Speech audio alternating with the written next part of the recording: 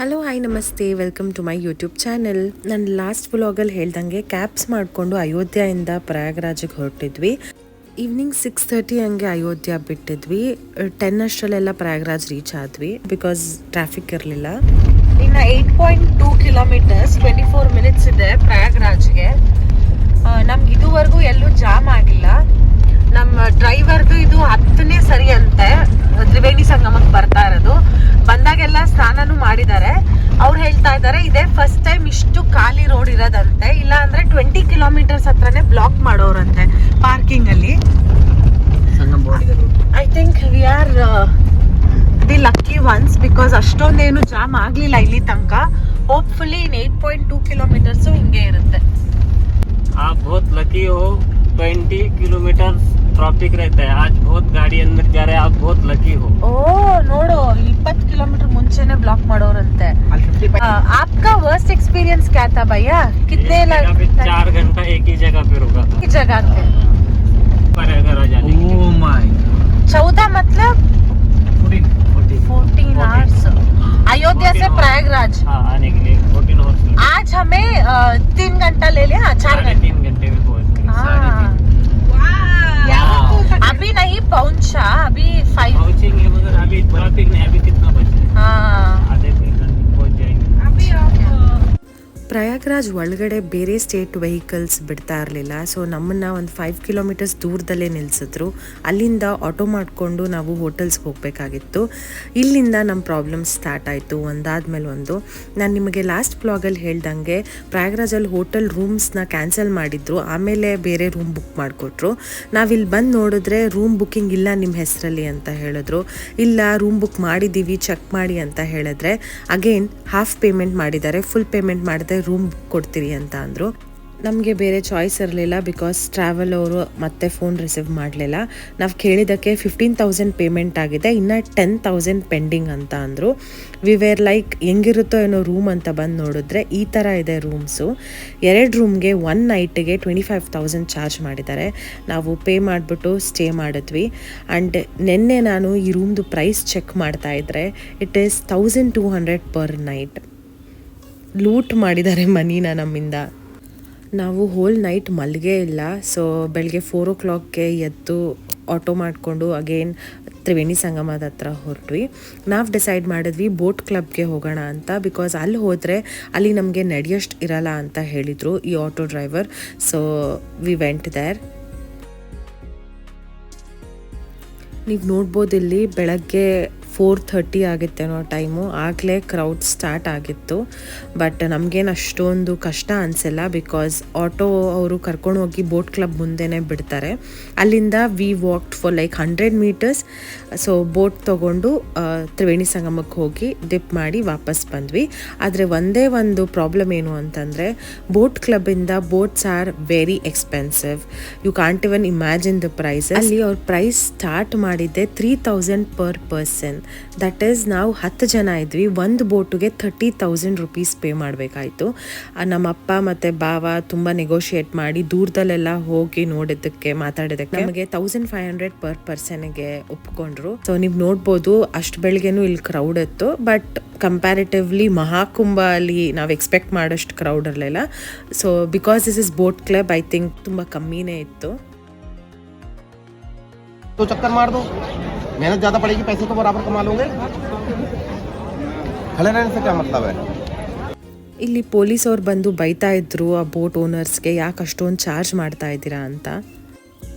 Finally ನಮ್ಮ boat journey start ಆಯಿತು ತ್ರಿವೇಣಿ ಸಂಗಮಕ್ಕೆ. ಆಲ್ಮೋಸ್ಟ್ 40 to 45 ಮಿನಿಟ್ಸ್ ತಗೊಳ್ತು. But the view was breathtaking. ನೀವು ನೆಕ್ಸ್ಟ್ ನಾನು ವಿಡಿಯೋ ಕ್ಲಿಪ್ಪಿಂಗ್ಸ್ ಆ್ಯಡ್ ಮಾಡಿದ್ದೀನಿ ನೋಡಿ. ಮಾರ್ನಿಂಗ್ ಒಂದು 5:30 ಆಗಿತ್ತು. It was too good. इस तरफ जाना कह रहे हमें, वहाँ जाना है. नहीं रे, हमें इधर बैठो, हमें आगे जाओ. ठीक है. ಅವನು ಹೇಳಿದ್ದು ಅಲ್ಲಿ ಹೋಗಿ ಅಂತ. इंडिया ಸಂಜನಾ आने चाहे तो बरबेट को अंदर बनिए बेड़ा अंदर बैठ.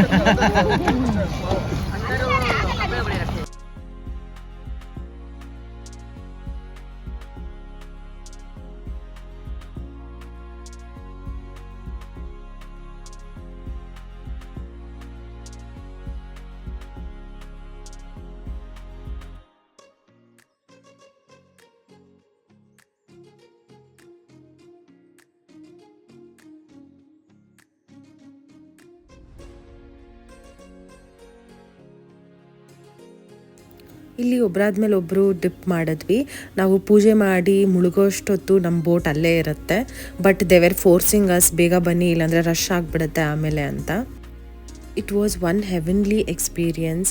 ಲಕ್ಷಾಂತರ ಜನ ಅಷ್ಟೊಂದು ದೂರದಿಂದ ಬಂದು 6 to 7 hours ಎಲ್ಲ ನಡೆದು ಆ ಒಂದು ನಂಬಿಕೆ ಇಲ್ಲಿ ಅಷ್ಟು ಜನ ಮುಳುಗೋದನ್ನೆಲ್ಲ ನೋಡಿ ಇಟ್ ವಾಸ್ ಟೋಟಲಿ ಮೆಸ್ಮರೈಸಿಂಗ್. ನಮ್ಮ ಕಲ್ಚರೇ ಹಾಗೆ ಅಲ್ವಾ.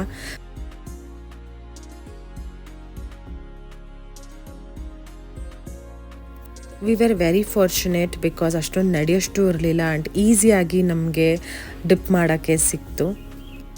ಈ ಪ್ರಾಸೆಸ್ ಈಸಿ ಆಯಿತು ಅಷ್ಟೇ. ಬಟ್ ದ ಎಂಟೈರ್ ಟ್ರಿಪ್ ನೀವು ನೋಡ್ದಂಗೆ ಲಾಸ್ಟ್ ವ್ಲಾಗ್ ಆ್ಯಂಡ್ ಈ ವ್ಲಾಗ್ ಫುಲ್ ಪೂರ್ತಿ ನೋಡಿದ್ರೆ ನಿಮಗೆ ಗೊತ್ತಾಗುತ್ತೆ ತುಂಬಾ ಕಷ್ಟಪಟ್ಟಿದ್ದೀವಿ. But it was all worth it.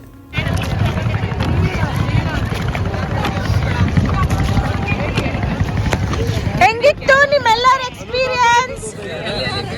ಸಂಗಮ್ಗಳು ಮುಳುಗಿದ್ ಹೆಂಗಿತ್ತು? Dip super.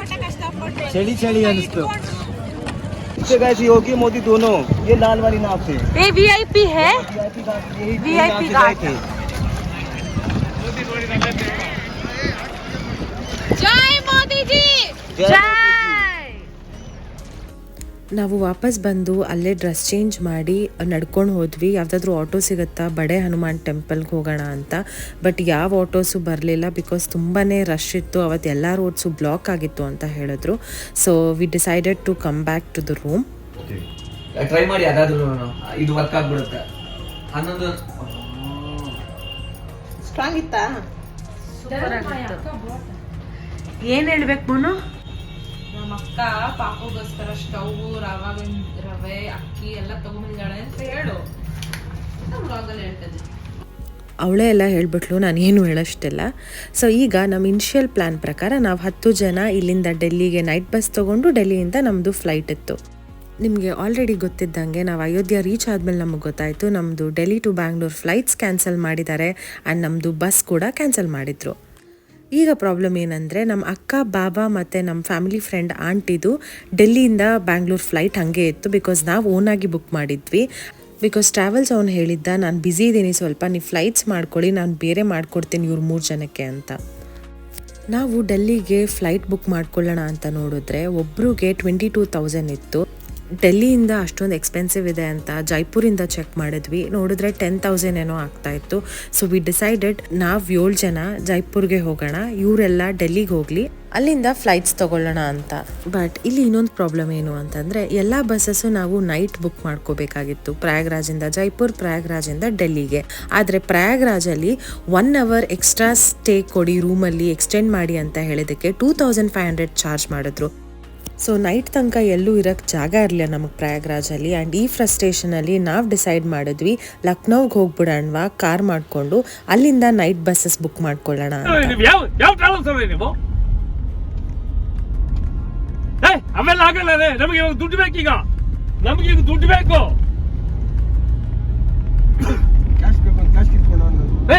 ನಮ್ಗೆ ಈಗ ದುಡ್ಡು ಬೇಕು, ನಾವ್ ಹೆಂಗೆ ಅವತ್ತು. ಹಲೋ, ನಿಮ್ಗೆ ರೀಫಂಡ್ ಬರಲಿ, ನಿಮ್ಗೆ ಕ್ಯಾನ್ಸಲ್ ಮಾಡೋದು ಯಾವಾಗ ಹೇಳಿದ ನಿಮ್ಗೆ? ನಾವ್ ಹೇಳಿದ್ವಿ ಕ್ಯಾನ್ಸಲ್ ಮಾಡ್ರಿ ಅಂತ. ಇನ್ನು ನಿಮ್ ತಪ್ಪು ಮಾಡ್ತಾ ಯಾವ ಮಾನ ಮರ್ಯಾದೆ ಇಲ್ತಿತ್ತು ನೀವು ಬೇರೆ ನೀವು ಯಾವ ನೀವು ಟ್ರಾವೆಲ್ಸ್ ಅಂತ ಇದ್ಕೊಟ್ಟವನು. ಇದೇ ಥರ ಯಾವಾಗಲಾದರೂ ಕಾಲ್ ರಿಸೀವ್ ಮಾಡೋನು ಟ್ರಾವೆಲ್ಸ್ ಅವರು, ಬೈದರೆ ಸುಮ್ಮನೆ ಬೈಸ್ಕೊಂಡಿರೋರು. 2 ಕಾರ್ ಮಾಡಿಕೊಂಡು ನಾವು ಲಕ್ನೋಗೆ ಹೊರಟ್ವಿ. ಅಕ್ಕ ಅವ್ರದ್ದು ಬಸ್ 11:30 ಇತ್ತು, ನಮ್ಮ ಬಸ್ಸು 12:30. ಸೊ ಅಕ್ಕ ಕಾರು ಒಂದು 2 hours ಬೇಗ ಹೊರಟರು. ನಾನು ಬರಬೇಕಾದ್ರೆ ಅದು ಯಾವ ಬಾಯಲ್ಲಿ ಹೇಳೋದು, ವೇರ್ ವೆರಿ ಲಕ್ಕಿ ಜಾಮ್ ಇರಲಿಲ್ಲ ಅಂತ. ನಮ್ಮ ಕಾರು 4 kilometers ಪಾಸ್ ಆಗೋಕ್ಕೆ 4 hours ತೊಗೊಳ್ತು. ಆ್ಯಂಡ್ ನಾವು ಲಕ್ನೋ ಆನ್ ಟೈಮ್ ರೀಚ್ ಆಗೋಕ್ಕಾಗಲಿಲ್ಲ. ಬಟ್ ನಮ್ಮ ಅಮ್ಮ ಮತ್ತು ತಮ್ಮ ಬೇರೆ ಕಾರಲ್ಲಿದ್ದರು, ಅವರು ರೀಚ್ ಆಗಿಬಿಟ್ಟಿದ್ರು ಲಕ್ನೋನ. ಈಗ ಟೈಮ್ 9:30, ಬರೀ ಒಂದು 10 kilometers ಬಂದಿದ್ದೀವೇನೋ ಪ್ರಯಾಗ್ರಾಜಿಂದ. ಇನ್ನು 5 hours ತೋರಿಸ್ತಾ ಇದೆ ಲಕ್ನೋಗೆ. ಅಲ್ಲಿಂದ ನಮಗೆ ಜೈಪುರ್ಗೆ ಬಸ್ ಇತ್ತು 12:30ಗೆ. ಪಕ್ಕಾ ರೀಚ್ ಆಗಲ್ಲ. 5:30ಗೆ ಹೊರಟಿರೋದು. 5:30 ಪ್ರಯಾಗ್ರಾಜಿಂದ ಹೊರಟಿರೋದು 9:16 ಟೈಮ್. ಸೊ ಇನ್ನೊಂದು ಕಾರ್ ರೀಚ್ ಆಗಿತ್ತು ಲಕ್ನೋ. ಅಲ್ಲಿ ಅಕ್ಕ ಬಾವ ಮತ್ತು ಆಂಟಿ ಡೆಲ್ಲಿ ಬಸ್ ಹತ್ತಿದ್ರು. ಆ್ಯಂಡ್ ನನ್ನ ತಮ್ಮ ಮತ್ತು ನಮ್ಮಮ್ಮ ನಾವು ಬರ್ತೀವಿ ಒಟ್ಟಿಗೆ ಬಸ್ ಹತ್ತೋಣ ಅಂತ ವೆಯ್ಟ್ ಮಾಡ್ತಿದ್ರು. ನಾವು ರೀಚ್ ಆಗೋಕ್ಕಾಗಲಿಲ್ಲ, ಸೊ ಅವರೇ ಬಸ್ ಹತ್ತಿದ್ರು. 7 ಸೀಟ್ಸ್ ಬುಕ್ ಮಾಡಿದ್ವಿ, ಬಟ್ ಅವರಿಬ್ಬರೇ ಆ ಬಸ್ ಹತ್ತಿ ಜೈಪುರ್ಗೆ ಹೋದರು. ನಾವು ಪ್ರಯಾಗ್ರಾಜಿಂದ ಲಕ್ನೋಗೆ 4 ಅವರ್ಸಲ್ಲಿ ತಲುಪಬೇಕಾಗಿರೋರು 6 ಅವರ್ಸ್ ಆಗಿದ್ರು ಇನ್ನು ಪ್ರಯಾಗ್ರಾಜ್ ಮಾತ್ರ ದಾಟಿದ್ವಿ. ಈಗ ನಾವು 5 ಜನ ಜೈಪುರ್ ಹೆಂಗೆ ರೀಚ್ ಆಗೋದು ಅನ್ನೋದೇ ದೊಡ್ಡ ತಲೆನೋವಾಗಿತ್ತು, ಯಾಕಂದರೆ ಯಾವ ಬಸ್ಸಲ್ಲೂ ಸೀಟ್ಸ್ ಅವೈಲೇಬಲ್ ಇರಲಿಲ್ಲ. ಇದು ಅಕ್ಕ ತೊಗೊಂಡಿರೋ ಕ್ಲಿಪ್ಪಿಂಗ್ಸು. ಅವ್ರ ಬಸ್ಸು ಡೆಲ್ಲಿಗೆ ಹೋಗ್ತಾ ಇದ್ದಿತ್ತು. ಅಕ್ಕ, ಬಾವ, ಪಾಪು ಮತ್ತು ಆಂಟಿ. ಆ್ಯಂಡ್ ನೆಕ್ಸ್ಟ್ ಕ್ಲಿಪ್ಪಿಂಗಲ್ಲಿ ನಮ್ಮ ಅಮ್ಮ ಮತ್ತು ತಮ್ಮ ಇಬ್ಬರೇ ಜೈಪುರ್ಗೆ ಹೊರಟಿದ್ರು ಇನ್ನೊಂದು ಬಸ್ಸಲ್ಲಿ. ಈ ಥರ ಟ್ರಿಪ್ ಲೈಫಲ್ಲಿ ಎಕ್ಸ್ಪೀರಿಯೆನ್ಸ್ ಆಗುತ್ತೆ ಅಂತ ನಿಜ ಅಂದ್ಕೊಂಡಿರಲಿಲ್ಲ. 1 ಗ್ರೂಪು 3 ಗ್ರೂಪ್ಸ್ ಆಗಿ ಡಿವೈಡ್ ಆಗಿತ್ತು. ಇನ್ನು ಅಕ್ಕ ಬಾವ ಅವರು 8 o'clock ಹಂಗೆ ಡೆಲ್ಲಿ ರೀಚ್ ಆದರು. ಅಮ್ಮ ಮತ್ತು ತಮ್ಮ ಜೈಪುರ್ ರೀಚ್ ಆದರು ಬೆಳಗ್ಗೆ 10 o'clock ಹಂಗೆ. ನಾವು ಹೆಂಗೆ ಜೈಪುರ್ ರೀಚ್ ಆದ್ವಿ, ಅಲ್ಲಿಂದ ಬ್ಯಾಂಗ್ಳೂರ್ ಹೆಂಗೆ ಬಂದ್ವಿ ಅಂತ ನೆಕ್ಸ್ಟ್ ವ್ಲಾಗಲ್ಲಿ ತೋರಿಸ್ತೀನಿ. Please like, share, comment and subscribe.